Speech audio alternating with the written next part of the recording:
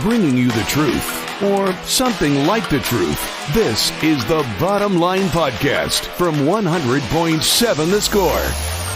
I'm Mike Hebert, owner of Cantex Roofing and Construction. Every day is game day, and we'll get it right when it comes to your roofing, construction, windows, and mirrors. Call Cantex Roofing and Construction today. Together, we are one serving you. Happy Monday. It is the Bottom Line. You've got us on 100.7 The Score and 107thescore.com. It is a victory Monday. You take down UCF 24-23. It is the sixth win. However, you'll take it however you can get it, and you are bowl eligible now, looking down the barrel of the Texas Longhorns. It is Texas week. It's also Thanksgiving week. If you're a college basketball fan, happy feast week to you. It's the Bottom Line. Wait. Here on 100.7 The Score and 107thescore.com. What? Finish your stuff, man. We're live from the First United Bank studio. You can call us on the Visual Edge IT hotline 806-771-0973, or you can hit us up on the Yates Flooring Center chat line. Thoughts, comments, questions, reactions, all of that welcome there. Don't forget, take us anywhere with the mobile app, brought to you by Happy State Bank. We're also streaming live on Fox 34 News Now and YouTube. Clint Scott, Chris Snead with side-eye today, apparently. I don't know what I did with Feast Week. We'll find out in just a moment. Ben Portman behind the glass taking care of us. 3 full hours with us. Ayo, Sneeder. What's up? What's wrong with... What's up with the Feast Week, What's man? wrong with Feast Week? Why does it only get to be college basketball fan? This is a big college football weekend. No. I'm just saying, if you are a college basketball fan, then you love this week. No. Like me. No. It's still college football. No, I'm not football. bypassing I that. don't And then to some kinda would say care it's bigger about for the college NFL this basketball. week. I don't even kind of care about college basketball till January. Okay. Kinda. I do. Kinda care about... Well, I do. You have the bet. I'll tell you why. Because for the most part, out of conference play, these will be the best opponents. And you'll see it this week for you as well, for Texas Tech basketball in the battle for Atlantis. But for across college basketball, these are some of the best non-conference matchups you will see. And that's it. And then it's like, all right, back to Tomato Can You. Mm-hmm. And It's like that garbage week we have in the SEC last week, where everyone plays somebody like that. And sometimes you lose to them. Sometimes in the moment, you freeze. Where's the rim shot? Come on, man. Where's the rim shot? A little Auburn joke in there. Man, that we were talking about this in the break. And I know, like, New Mexico State, I'm not saying, I'm surprised. I thought New Mexico State was a powerhouse and had all the funding in the world for their football program. But I was shocked. Hey, there are kids legit on some rosters in the SEC making more money than most of the coaches on their staff. I mean, that's not hyperbole. That's not conjecture. That's a truth.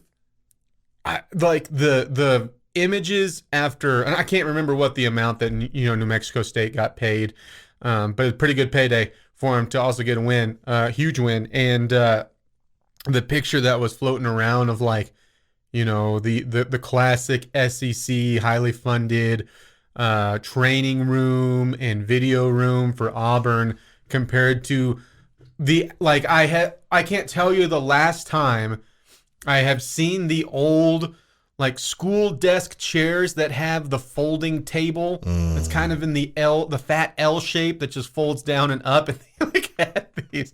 I was just shocked. Still, again, I'm not saying that I thought New Mexico State had all this money, but man, that is a tough look to have that in the old video room, those chairs. But man, what an upset. You can hit us up on the Yates Flooring Center chat line. Already got a couple in. You have a 24-23 win over UCF. I got to tell you, Snead. Now, the blood pressure rose back up when you have the blown assignment there at the end with about 5.5 minutes to go in the game. And Javon Baker, there's just no one there with him. And even then, I mean, you have the Marvin Banks tipped PAT, which was a great play. Ended up being one of the top deciding plays in the game. It was incredibly satisfying to watch you drain that 5.5 minutes left in the game, just all the way to zeros. And of course, Tahj Brooks was fantastic. The offensive line blocked that drive really well. Had a great play over to Aiken for a first down from Morton. You had a little bit of everything in the offense where you go, in the hurry up to nowhere, had a couple plays in that entire game from that offense to just draining the clock and kind of forcing your will. That was fantastic to see. I don't care who it was against. I mean, that was a great way to end that game. I wish I had seen any of it. That game kicked off when I got to the locker room in Arkansas. We weren't going to get to see any of it. and I just said, you know what? If I can't see any of it, I got to look at the one. I saw one ESPN update. It was 7-0 UCF, and I said, okay. And then I got in about the middle of the middle of the third quarter. I got an ESPN alert on my Apple Watch that. First I got a text from Gus, and it said "Wreck 'em," blank, and exclamation point. And then I got the ESPN alert that said Texas Tech was 24-23, and I was like, interesting. Yeah. Wonder how that worked out. And then I have still not seen a down of this game, but I'm having people describe plays to me throughout, and it sounds like that, like you said, the last 5.5 minutes, beautiful, of Tahj Brooks was epic. Soul crushing 5.5 minute. We're gonna go 3 yards in a cloud of dust, and you can't get to do anything about it.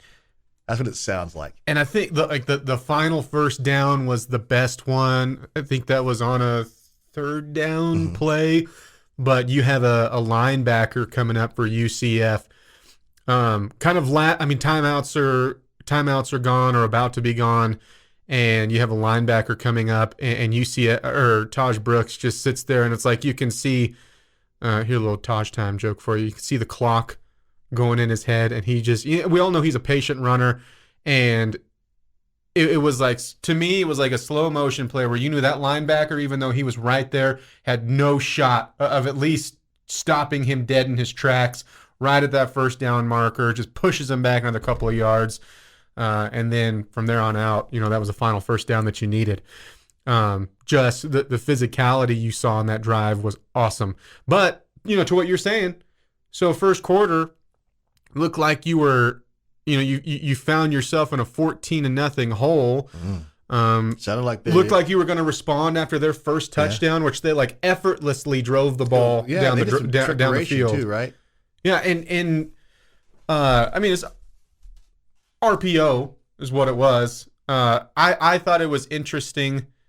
This is I don't know. I thought it was interesting how easy in that first drive you kind of fell for that, because Plumlee just held on to the ball, and then would throw it, and did it a couple times. Did have a penalty that gets taken off, and then boom, they score it again on the very next play. And then you respond by driving the ball all the way down the field, but unable to convert a fourth down, and it just felt like instant momentum that you had made was just sucked right out of you. Yeah. And so the fact that you threw a couple punches in the second quarter, and we'll get back more into it. It's the bottom line, 100.7 the score. I got plenty of stuff to dive into today. But I love how you swung back in the second quarter and then did enough to win the game. And hey, you had a super tough task on Friday, but see what you can do in Austin. Yeah. It's the bottom line, 100.7 the score. Getting to the point, but taking the scenic route to get there. This is the Bottom Line Podcast from 100.7 The Score. You do have the bottom line here on 100.7 The Score and 107thescore.com. Don't forget to take us anywhere with the mobile app, brought to you by Happy State Bank. Appreciate you making us a part of your Monday. Clint Scott, Chris Snead, Ben Portman. Time now for Kailey's Dailies.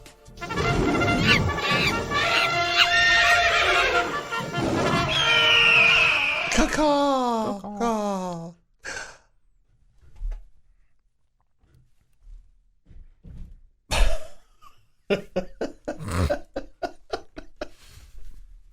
Ben, Clint. Yes, sir. Happy World Anteater Day. Ah, Yes, did you know? I did not. Happy World Anteater Day to you Yes. as well. Did you know anteaters are related to armadillos and sloths? Oh, okay. now That you makes sense. There are 4 species of anteaters in the world.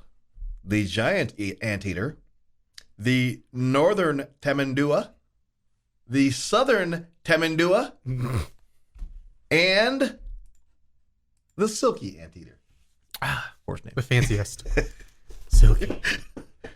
The most famous anteater is, what do you think? Arthur. No, which type of the? Oh, he's an aardvark. He's not an Yeah, anteater. he's an aardvark, which are not anteaters. I don't know then. The giant anteater, Oh. and they grow up to Pounds or height? height Giant Or length. would be 6 feet tall. That seems like a big 8 anteater. feet long, Oh my gosh. and they weigh up to 350 pounds. 80 pounds. Giant anteaters are found commonly through the South America. My living anteater in found the mother load of humid- ants. Eating those ants with like butter and Exactly, where's the man. maple syrup for the ants? They live in humid rainforest climates. They prefer a diet that are ants. Obviously. Hashtag ant meal. Which they gather by digging up ant burrows with their sharp knife-like claws. Ooh, Ant Burrows. Characters to show up at Joe Burrow's Thanksgiving on Thursday. Boom! Sorry. That's stupid. They scoop up hundreds of ants using their 2-foot-long tongue. Wow. That's right, ladies. Giant anteaters utilize their strong sense of smell to locate their ants. Not Joe Burrow's ants. Their smell has been found to be how much stronger than a human's? How many times? 30 times stronger. 40 times stronger. Additionally, giant anteaters are known to have combative when they are approached. When they feel threatened, they stand back on their feet and they spit ants at you. Oh. No, they don't. They anchor and bounce to the ground with their tail, use their strong front claws to strike their attackers. Oh, nice. But Yeah, how they're cool would it be swinging. if they would spit ants at you? Like an ant Like machine an ant gun? machine gun. Like if they could find like, what are the really terrifying ants? Like the bullet ants? Ebola ants? No, bullet. Oh. The bullet. They said Ebola ants. No, sorry. I don't want anything to do with those guys. Bullet ants. Like they just like store them in their cheek just in case. Yeah. Is that it? The aardvark. The anteater. Oh, sorry. The anteater. I messed you up with my Arthur guess. So we have a short week this week. We do. We have Monday, Tuesday, Wednesday, and Wednesday's a short show. Yeah. Because of tech basketball. So we're going to have an opening segment and then Kailey's Dailies. Is that what we're going to do? Yeah. Yeah, pretty much. Yeah. Yeah. That sounds good. Sounds like a little on-air show planning. Sure, sounds good to me. Let's do it. Kailey and her sisters got to enjoy Morgan Wallen Saturday night, 5th row, Minute Maid. Is his voice okay or whatever that thing was for a while? Wasn't that why it canceled? Yeah. Allegedly. Allegedly. Here you go. Here's a question from Sooner and Lubbock. Can you name the college team whose mascot is the Anteater? Yeah, UC Irvine. There you go. This on the Yates Flooring Center chat line. Let's go Eaters. Oh, that's great. Is that really what they say? They say let's go Eaters. Just go Eaters? Yeah. Oh, that's They've got a fantastic. baseball jersey that says Eaters on it. Raiders dad asks, whose side will the refs be on? No? Texas game. He's just making a joke. I think you're right, and that would be my message to the fellas. They're looking to crush us, i.e., Tech versus TCU crush us. So what are you going to do about it? That's a good point. What can you do about it? And so if we all know Brooks is out for the season, Sark said today Xavier Worthy would be good to go on Friday. Make no mistake. You're gonna make and you need to do this, but this is where I think the Brooks thing helps out a lot. That defense for Texas is legit. I would not say the offense has always been potent, and you took out one of the best two pieces, and you don't want to see a player get injured or go down, but I think if you can uglify this game, because the Iowa State gave you the recipe, they just couldn't finish it out. Yeah. Iowa State gave you the blueprint. TCU gave you the blueprint in their second half in that game. You have to make and Quinn Ewers has been better. He hasn't still been that Quinn Ewers level that like Texas has been expecting and we keep hearing about every offseason. I think you still have to make him be the one who beats you. What time did it kick off on Friday? That is 6:30 kick. I think it's a 6:30 kick. It's a night game? Yes. Dang it. I was hopeful that this would be a day game and I would be on an airplane flying during it. But hey, let us not forget that we had World Series champ in town, welcome home Youngle Cat, ringing banging Bertha. Yeah.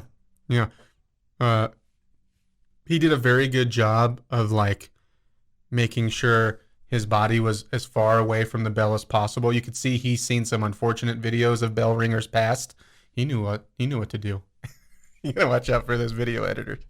This from Raiders Dad. Also, Joey has a pretty nice November record since he came on. Something that Mike struggled with. Everyone after Mike struggled with. Excuse me. Yeah, Wells was not good down the stretch. Tuberville, not really. Mm-hmm. Yeah. This on the chat line from Bullfighter. Yeah, jump back on the wagon with us, Snead, just like with the Rangers. JK, love you, dude. I know. Hey, I mean, I guess the narrative now. I love what I heard the other day. It's Snead's pre-copes. Yeah, I heard that. I'm pre-coping. When was that? He said that I was talking to them off air when I was catching strays on their show the other day. Apparently, I was getting rung up on their show. Pre-cope. So Choice said I pre-cope, and I mean I'm just a realist like everybody else, man. I'm a Rangers fan my entire life, man. I can remember commandeering the TV in my mom's bedroom back in the 80s when the Rangers played on HSC. Remember old home sports center? You don't remember that. You were in Kansas. But back before Bally Sports, there was home sports entertainment. And out in El Paso, Texas, we didn't get a whole lot of Rangers games. So when there was a Rangers game on TV, I would have to commandeer it. So I'm getting the TV guide, circling Rangers games, commandeering my mom's TV in mom and dad's bedroom, so I could make sure that I was in there. Mm-hmm. And we only had 2 TVs in the house back then. I haven't thought about a printed TV guide or like the show lineups and like the newspaper in a very, very long time. Yeah.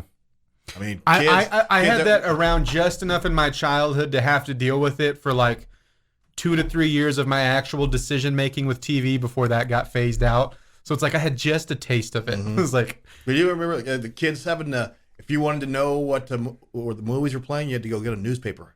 Look at the newspaper to see where the movies were playing. And I never had to do the like call to the theater. Phone. Yeah, I never had to do that. This from Sooner in Lubbock. It'll be interesting to see where Tyler ends up. Yeah, Tyler Shutt yesterday announced he's going to be in the transfer portal. I can see Tyler end up very talented kid. Yeah. Injury prone. I can't see him land in a Power 5. He's probably the kind of cat that ends up at an ACU, a Sam Houston State type of place with 1 year. A place that's close. They're one piece away, and that piece is a quarterback to winning, a conference championship, but at the group of 5, even SCF level. And I think there may be a middle ground program from like you to all the way down there, because if you're like an SMU, I would think you'd be interested. If you're like the Law Tech level, I think you would be incredibly interested. That's what I'm looking at. I'm something like that. Yeah. So we'll see what happens. He's definitely going to get some interest, and there's probably going to be some good programs that look at him and go, "Hey, would you be interested in competing?" Even though we're really going with this guy, something like that. So.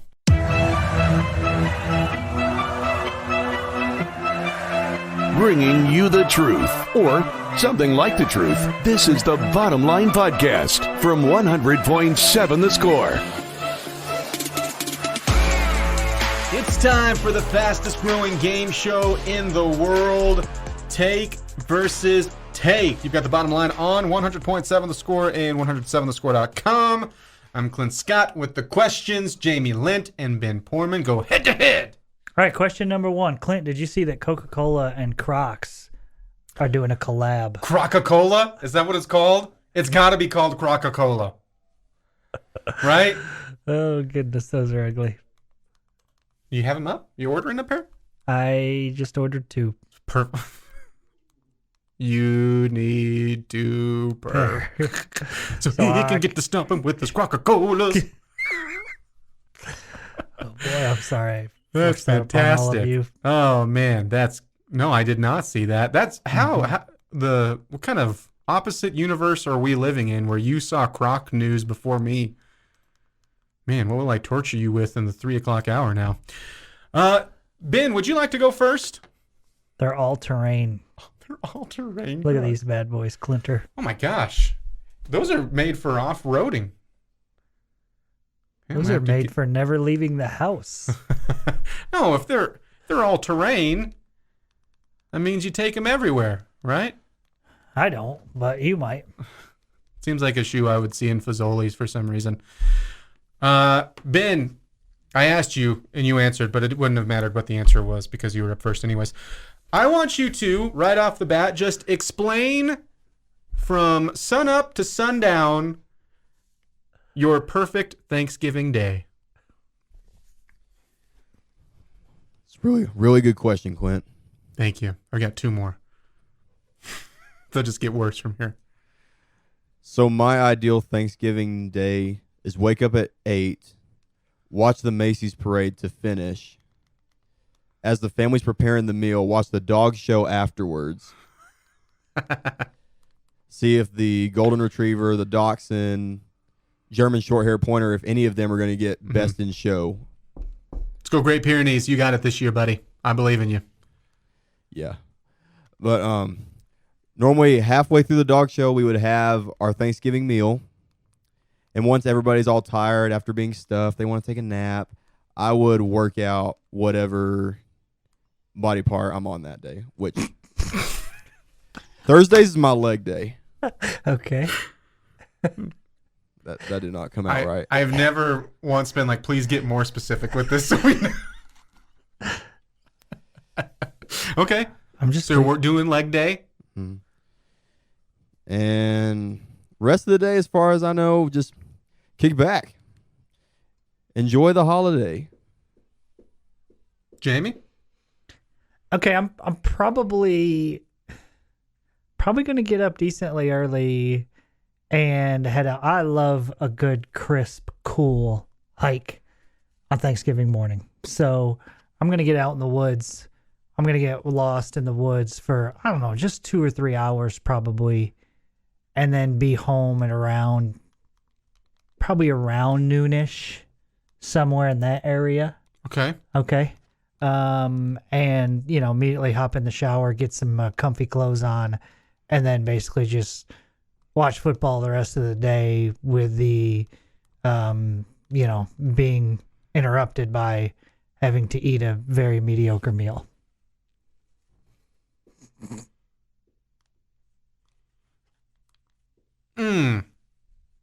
You had the point, and then you just had to bash the best part. I had the point when I said I didn't watch the parade.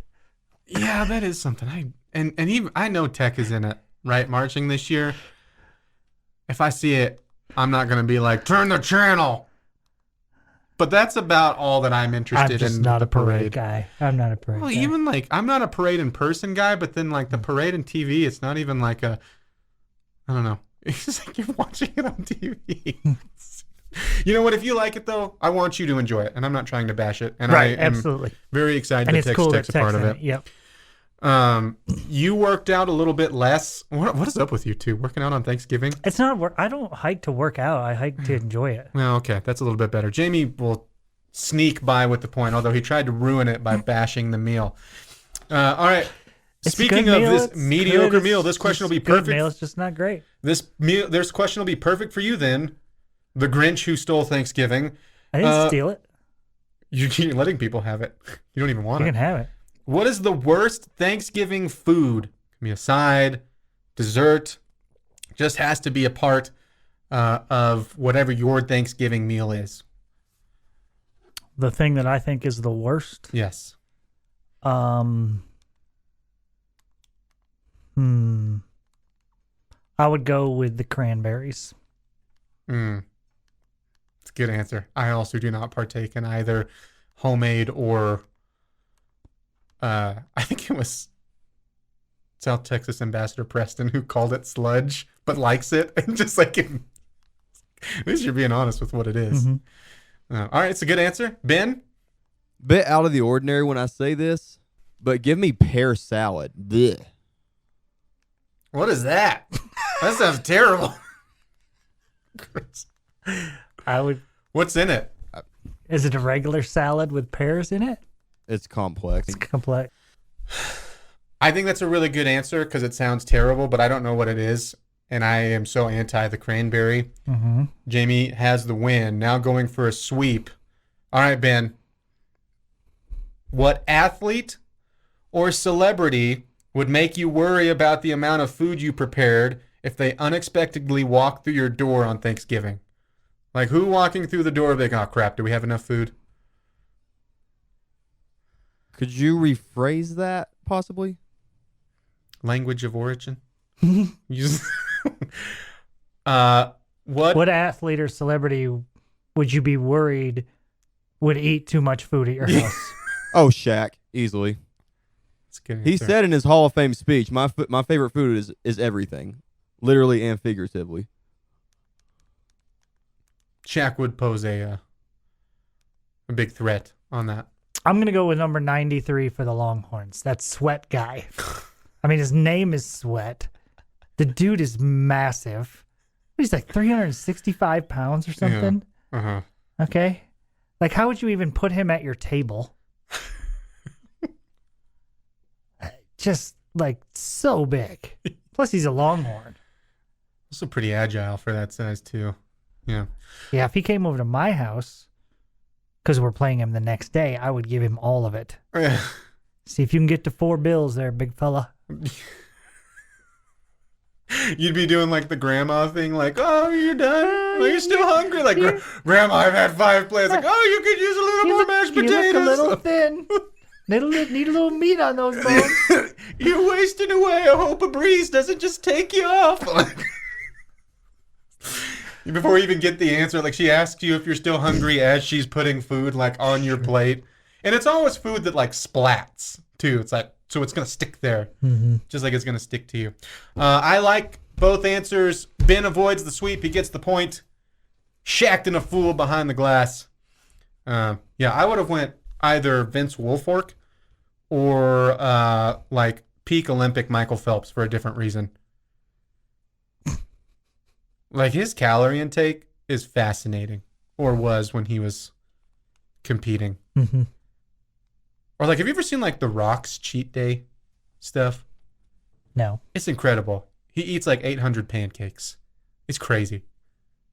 And I'm a tubby guy over here. I can put the food away. I look at like some of his cheat day stuff and I start to get sick at like halfway through the list. It's incredible. It's incredible.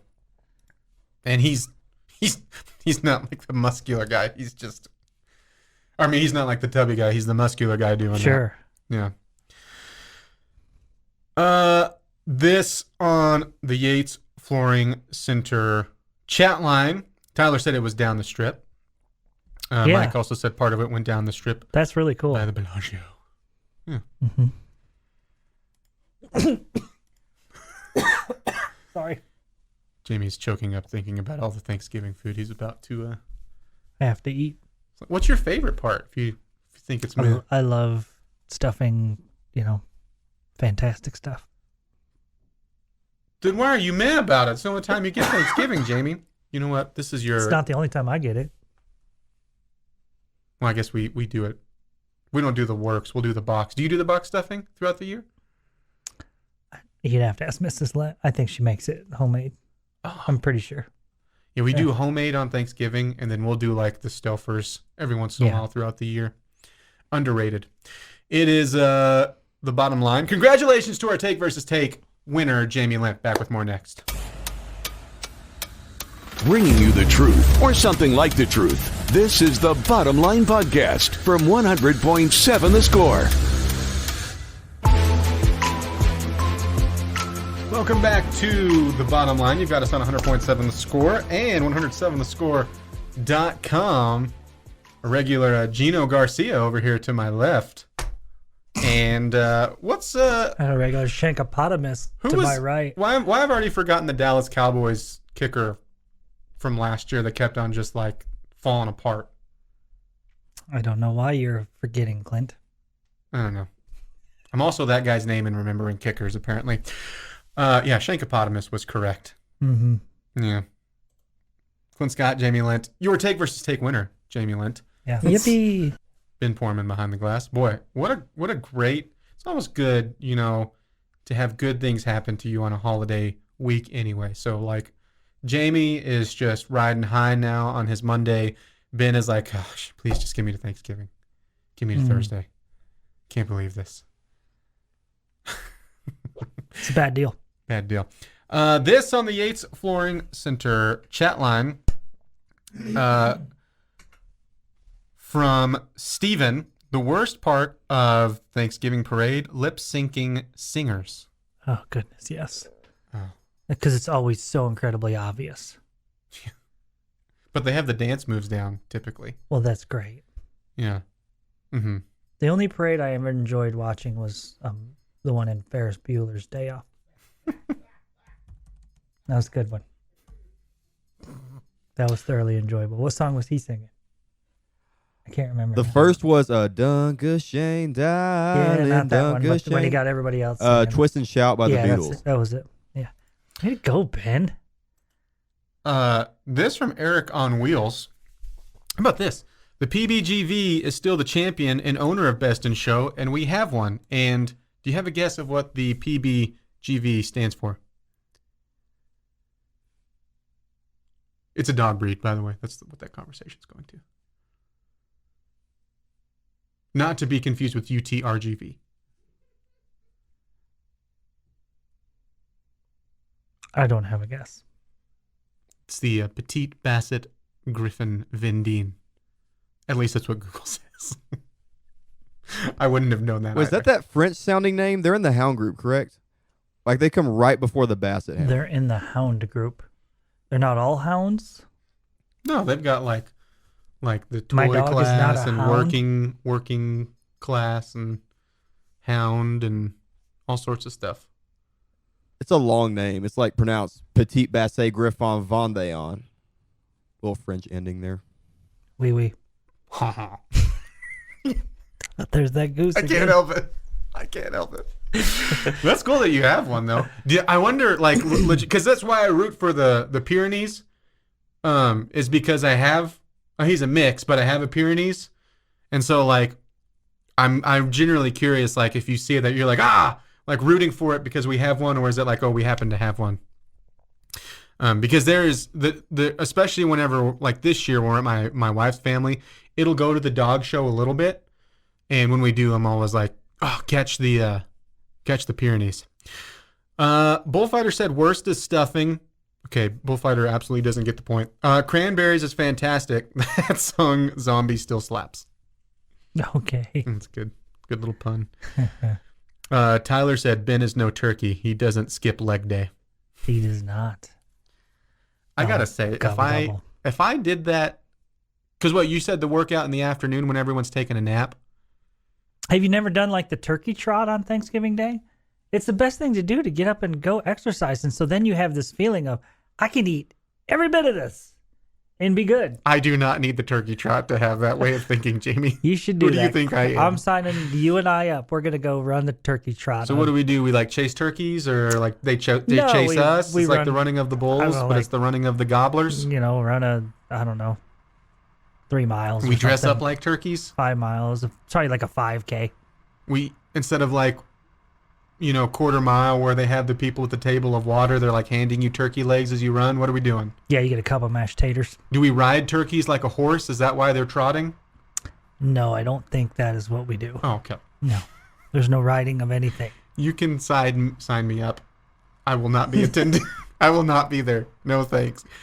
anything with like having to wake up early on Thanksgiving, I'm out on. Anything with like we'll play like every once in a while like a game of like touch football, or like my favorite is Macy's family plays horse, which is a fantastic afternoon thing. But the fact that neither of you skipped the nap, which I think is, I mean, good for you because that's a good health decision. I am already planning out like my nap position right now, where I'm going to be on the couch, how I'm going to lean into the arm. You know. Mm-hmm. You're planning that out. I am ready. I am in nap form already. Yeah, I don't feel like it's tryptophan. It's not a real good, thing. It's not a real good nap if you plan it. I plan mine every year. It's been good every time. There's that goose again. The old turkey nap, one of the best naps you'll have, man.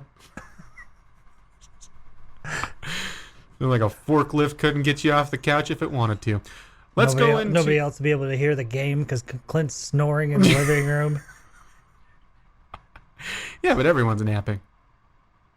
Not with you snoring, they're not. You don't know if I'm a snorer or not. That is feels like a judgment. That I can just look at you. Are you a snorer, Clint?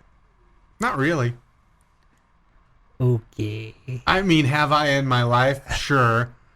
But I would say typically I'm not a snorer. At least I haven't, and I think this because I sleep far more than my wife, and she will let me know if I do something that annoys her, and that would annoy her, and she hasn't been like, you can't go to sleep right now, you're gonna snore, and I'm gonna want to like. Wives are prone for telling us when they do something that annoys them. Which I appreciate the honesty, right? I do. I want the feedback. It's the only way we get better is honest feedback. I don't get coach speak from my wife. Not once have I got that. It's good. Like, yeah, we might have snored a little bit out there, but we'll go back to the drawing board, be better, Yes, tomorrow we night will. when we go to bed, really focus on this. Let's go to a question of the day, shall we? We shall. Time now for Jamie's question of the day. All right, Clint. All right, Jamie. Ben, our fine listening audience, here's my question for you today. Which is more likely to happen on Friday? The Red Raiders beat Texas, or they lose by 14 or more? I'm just going to get my misery out of the way saying they'll lose by 14 or more.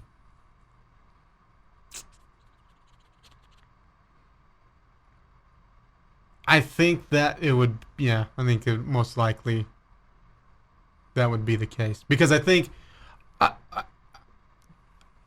I think this game will be closer, and I think it will be low scoring, but I still think Texas is going to win. But if you told me one team blew out the other one, I just have a very, very difficult time thinking you rolled into Austin and with a very focused Texas team and did that. Yeah, but you don't have to do that to get this question. You just have to win by one. Sure, but I'm just saying I think that's I think it could that is I wouldn't be shocked if that happened. It's not what I'm predicting. So yeah, I think the 14 or more for Texas is more likely. That was fun. Am I a bad person for asking this question? No, I think it's a. I think it's more likely that you lose by 14 or more. Mm-hmm. Yeah. I hate saying that. Just because I want this to be, obviously I want Tech to win, but I want this to be an entertaining game, and I don't want us to finish on a dud. Mm-hmm. You've won 3 straight games, which is, I'm really happy the way that this team fought back after it looked for all the world like you weren't going to make a bowl game. And everything had gone wrong for this team, and I had bad luck with quarterback injuries and all the above, and then all of a sudden, I think you have to credit Coach McGuire and his coaching staff, and I think you have to credit these players for not giving in. Sure. And getting themselves back to a bowl game where they very easily could have kind of packed it in. And so I hate to think that, it's going to end like the regular season is going to end like this after you put together 3 really good games in a row. It's funny. Hold that thought. Right here, right now, this moment in time. I'm going to set it down. Sit it down. It's very heavy. Sit it down, but put it keep it in reach. Okay, I will. This may get brought back up at 2:15 for Tell Me I'm Wrong. It is the bottom line.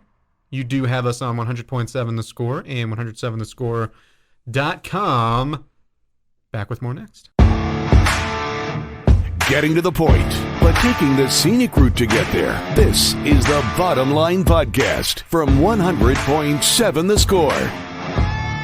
That's right, it's time for Tell Me I'm Wrong. You've got the Bottom Line on 100.7 The Score and 107thescore.com. You can also take us anywhere with the mobile apps, brought to you by Happy State Bank. So if you're already in that family mode for Thanksgiving week and maybe you took a couple days off, you're hanging out and you want to say, hey, family, this is 100.7 The Score. We can give them shock and awe as well. Yes, we can. Yeah. And they could just download the app and take it with them even when they go back to their more normal home. Clint Scott, Jamie Lent, Ben Poorman. I have your Tell Me I'm Wrong statement today. And so I will offer it up on a platter like a Thanksgiving dish. And you can say, ooh, stuffing, yum, yum, yum, yum, yum. Or you can go, ooh, a cranberry, and just swat it out. Okay. Just punt it into the yard where it belongs. So I will say this is a huge if here as I go into this. So if, Jamie, Ben, our fine listening audience, you do beat Texas and upset Texas for that matter, I think that this would be a more impressive coaching job by Joey McGuire than last year. So last season, we'll start here, you were 0-4 against ranked teams on the road. Okay. This year, if you were to do that, you'd be 2-0 on the road. And I know you have a rank loss there against Oregon, but still, far on the road, you would have 2 ranked wins.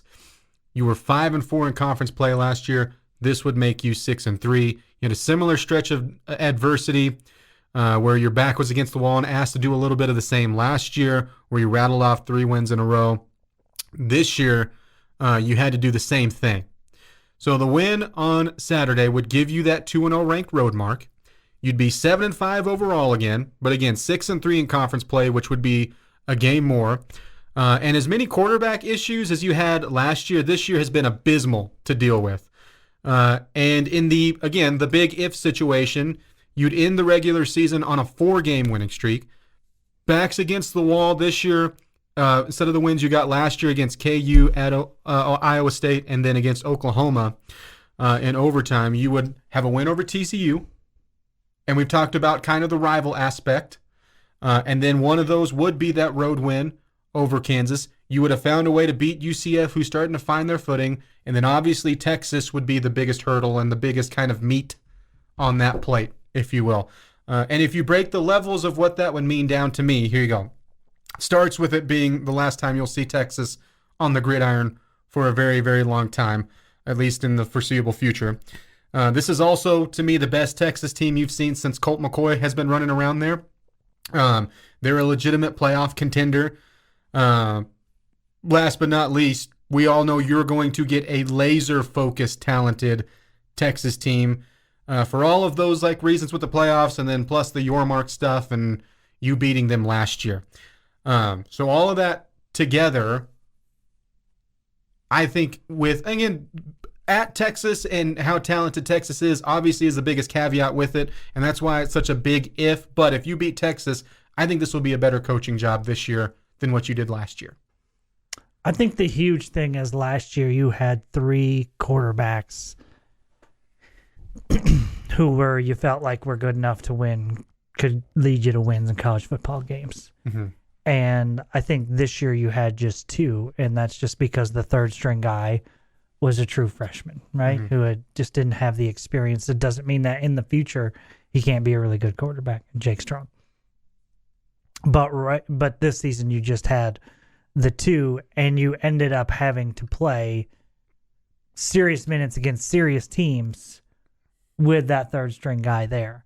So, I mean, last year you won a bunch of close games, and it just felt like you had the ball bounce your way a few times, right? Despite all the quarterback issues you had. This year, boy, it feels like you've really had to earn it a little bit more. Mm-hmm. So I'm going to agree with you. I think it would be, if you were able to beat Texas, a more impressive coaching job. And obviously that carries a lot of weight in that statement, beating Texas on the road. They'll be massive, yes. And this is a, yeah. Did you reach the expectations that you had? No, still a no. But all in all, yeah, I think that would be a really good example of why you should still be excited for, and even if you lose that game, but like why I think you have the right guy at the helm. Mm-hmm. So originally I was going to say you were wrong because they beat a team with Bijan Robinson and Roshan Johnson as their 1-2 punch, but they also didn't have Quinn Ewers last year, and they kept it close. But I'm going to double down and say if the Red Raiders do win in Austin, that would be the best coaching job by Joey McGuire throughout his 2-year tenure here, point blank period. Let us know what you think on the H. Florrington chat line. Thoughts, comments, questions, all of that. Welcome there. You look around the rest of the Big 12, Jamie. What stood out to you this weekend?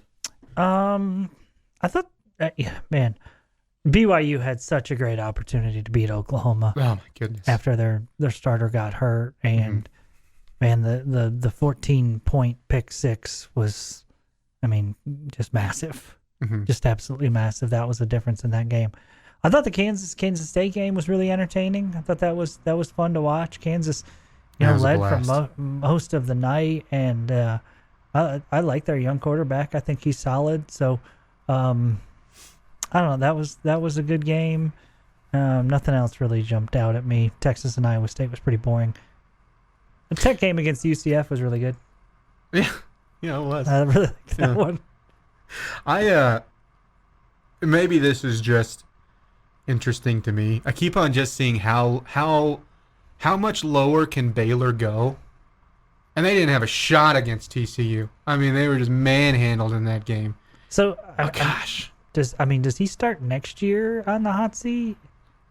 And I don't know what because he's had a new deal fairly recently after the Big 12 championship game. But again, the private school aspect, you don't really know what the numbers are for like the buyout. Mm-hmm. But I would think that there's got to be some sort of urgency right now, because show me, well, it's going the wrong way, and this isn't just like a down year. You could see the signs last year, and now it's taken another step back. If he does start out the year, I would wonder if there's somewhat not like a quick trigger like in the 3 games, but like maybe a mid-season firing. But the reason I think that there's an urgency is because with the kind of ground floor of a new Big 12, you'd think you wouldn't want to be just starting behind the 8 ball, and it feels like that's what you'd be doing right now because the recruiting isn't that good over there either. So like, show me where, okay, this is his plan. This is Aranda's plan to make this better. You can see what the goal is right now. This is what's on the drawing board. It doesn't seem like you have any of that. Just seems like you're floating in a limbo of suck. I mean, you hate to see it. I hope he stays. Yeah, it just kills me. Yeah, I'm just keep doing what you're doing. I'm just really shocked at how bad it's gone for them in a short period of time. Yeah. Felt like he was going to be a really good coach, and they had a program that was on the rise, and man, it went away in a hurry. Yeah. You've seen the up and down as you've had coaching changes over the last few regimes, but it hasn't been a swirl where the same coach has been there. And that's just what's very interesting to me. And even like offensive and defensive line, which last year was a strength of theirs, like that's gone away. It's just bad. Yeah. All over the place. And again, the woulda, coulda, shoulda aspect. I mean, you're an incredible comeback away in Orlando from just having a 2-win team right now. Yeah. Which is just bonkers to me. And I know that was at TCU, but still, like that, if that's the measuring stick game of how much, and it feels like they have fully packed it in, but it feels like they have packed it in for a couple of weeks now, and it's just getting worse. I hear Dana Holgerson's keeping his job. Yep, looks that way. Again, please. Yeah. I'm not rooting for these firings. Don't get me wrong. I'm like, boy, how can they turn that around? Like, I hope it's just worse and worse and worse. This has been the Bottom Line Podcast from 100.7 The Score. Go to 100-7thescore.com for more from the Double T Sports Network.